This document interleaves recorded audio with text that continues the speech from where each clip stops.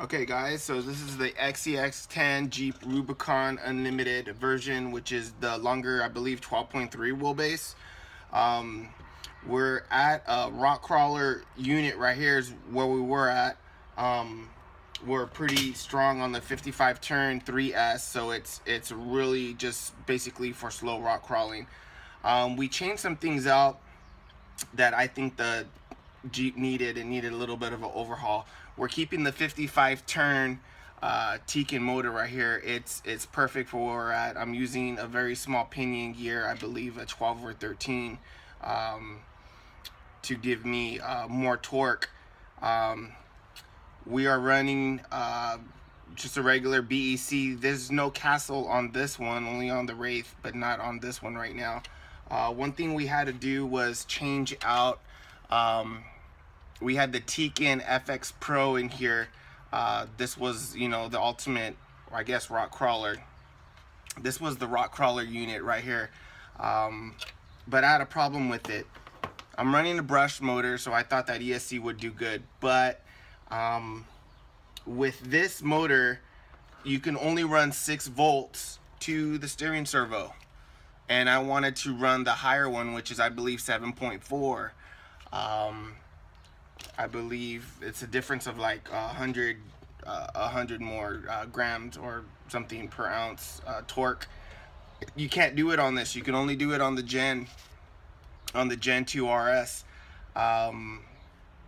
This one and all the other ESCs out there, but you can't do it with this one. So if you're gonna get this Tekin FX R Pro, just know that you can only run the 6 volts to your steering servo, and you can't get the 7.4. Next thing we did was I was running the Traxxas with the Traxxas receiver just to get by, just to get these things going, and I could run with 2 people instead of just one, meaning I got one remote right here that runs my Wraith. 2 remotes means I can run with 2 people if I want. But the problem was with my steering. You see, with the Traxxas, it only went left and right so much, and then that was it. And with the new Spectrum receiver we put in a 4-channel. We put in a 4-channel receiver. I can actually adjust this thing so that this thing can turn a lot more, and it could. So we set this guy up with a Spectrum, and we're running an awesome remote here where we can set the set points on the steering to get this guy a little bit more steering. We also have ordered some high some high clear knuckles from the local hobby shop here. These are going to go on to see if I can get a little bit more steering with the stock. I'm still running the stock. What are these little axles that go through there? I'm still running the stock one. So what we're looking at here, bumpers right here is going to go. We have a scale fab one coming. The upgrades we did to this guy right here, we did the boom racing axles, which are super heavy. They add so much weight to this guy. One of the most heaviest aftermarket axles out there are the boom racing. I'm running stock internals in terms of axles, but I'm running the overdrive in the front, underdrive in the rear. Just barely added the overdrive in the front. I was running just the rear for a very long time. I wanted a little bit more better rock crawler, so I put the overdrive in the front. We're running these G-made shocks that have been awesome. I just kind of have to go over them. They've been leaking a little bit, but I don't put anything but oil in them. I don't put that green slime or anything else in them. I put a little bit of Teflon, but that's about it. I'm running these carbon shocks we got on eBay. I mean, these carbon drive axles. One of them ended up turning up bad, so I put the stock one on. I'm waiting on a replacement on there. I have probably 50 hours on these hot racing links.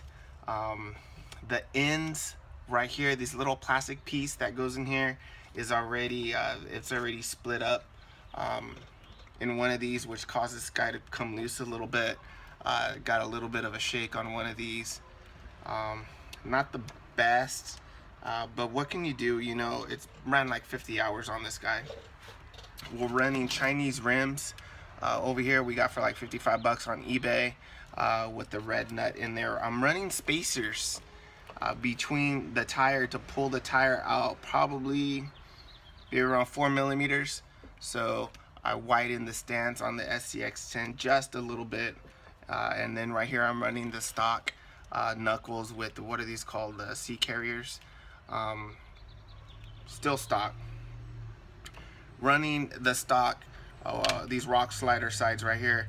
I was on SkillFab talking to, who is it, Casey, the owner, and I don't want to get metal ones. These plastic ones have forgiveness, they bend, they help me get through the rocks.